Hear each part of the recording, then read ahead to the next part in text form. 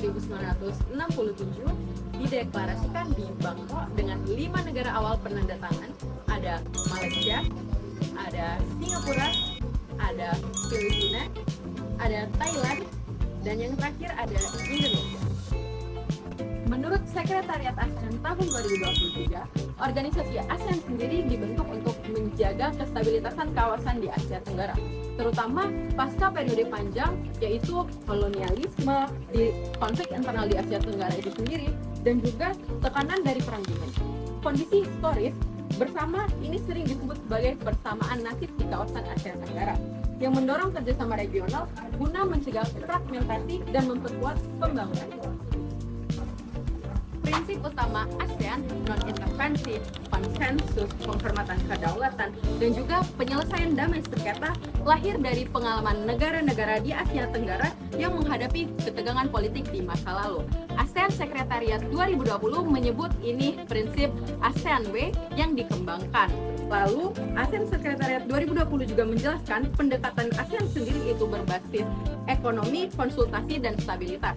Karena itu, ASEAN lebih berperan sebagai platform diplomatik dan normatif, bukan aliansi militer. Nah, kalau tadi udah dijelasin mengenai latar belakang didirikannya ASEAN oleh rekan saya, di sini saya akan membahas mengenai konsep apa sih yang selaras dengan tujuan pendirian ASEAN itu sendiri.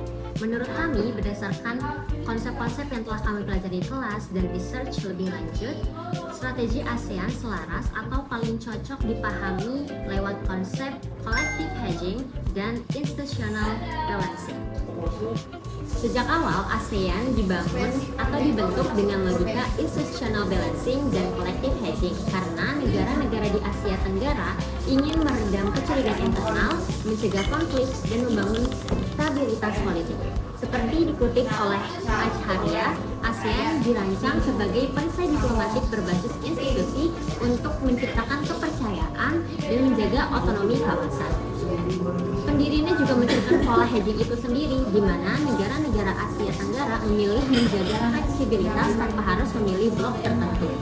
Sejalan dengan apa yang disebut oleh Quake, yaitu sebagai pragmatic diversification.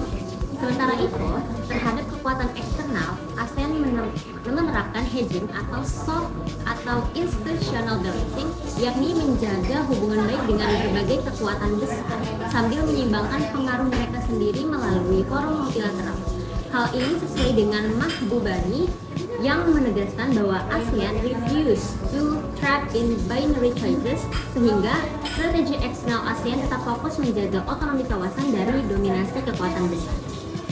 Selanjutnya di sini kami akan membahas Analisis kebijakan pertahanan dan keamanan di Singapura, yang dimana di sini Singapura sendiri memadukan antara hedging, deterrence, dan juga diplomasi multilapis. Menurut analisis Si Seng Tan dari RSIS tahun 2021, Singapura mempertahankan hubungan erat dengan AS sambil secara simultan menjaga hubungan ekonomi strategis dengan Tiongkok, suatu bentuk hedging yang sangat konsisten.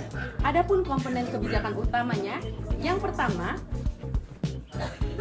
yaitu hedging diplomatik ekonomi, yang dimana Singapura memperkuat hubungan antara AS melalui akses latihan, perjanjian militer, dan juga transfer teknologi, sambil tetap membangun hubungan ekonomi mendalam dengan China. Ini disebut oleh RSIS, dikutip dari Tan 2021 sebagai dual dependency hedging logic. Lalu yang kedua, yaitu deterrence dan modernisasi militer.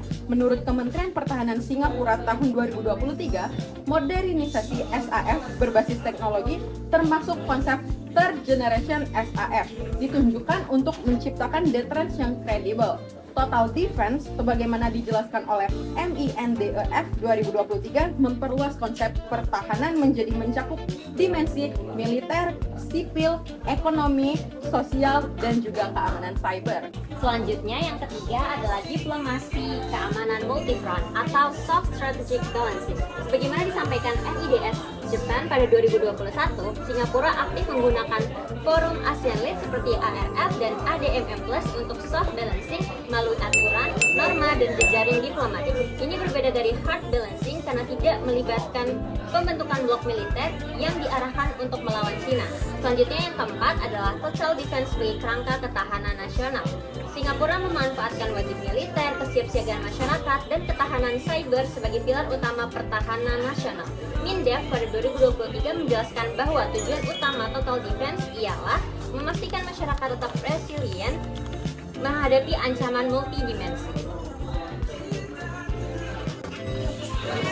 Itulah hasil analisis kami mengenai analisis kebijakan pertahanan dan keamanan Singapura. Mau nyobain? Enggak, aku udah mau mulai. Nah, setelah menganalisis kebijakan pertahanan dan keamanan Singapura, Singapura menerapkan strategi yang memadukan antara hedging, deterrence, dan diplomasi multilapis. Kami sudah menganalisis bahwa hal ini bisa memunculkan beberapa tantangan baru untuk Singapura. Singapura menghadapi tekanan besar akibat rivalitas dari Amerika Serikat juga Tiongkok. Di mana menurut ISIAS pada tahun 2024, hedging semakin sulit karena kedua belah pihak sama-sama menuntut posisi yang jelas. Sebagai negara kecil, tentunya Singapura juga memiliki keterbatasan populasi dan ruang yang strategis, sehingga sangat bergantung pada kerjasama eksternal untuk militer dan teknologinya. Namun, ekonominya yang sangat terbuka membuat Singapura mudah terdampak embargo teknologi dan tekanan perdagangan dari dua kekuatan besar. Dari sisi domestik, artikel GSTOR pada tahun 2019 mencatat bahwa kebijakan luar negeri bisa saja ditolak publik jika dianggap terlalu berpihak pada satu sisi.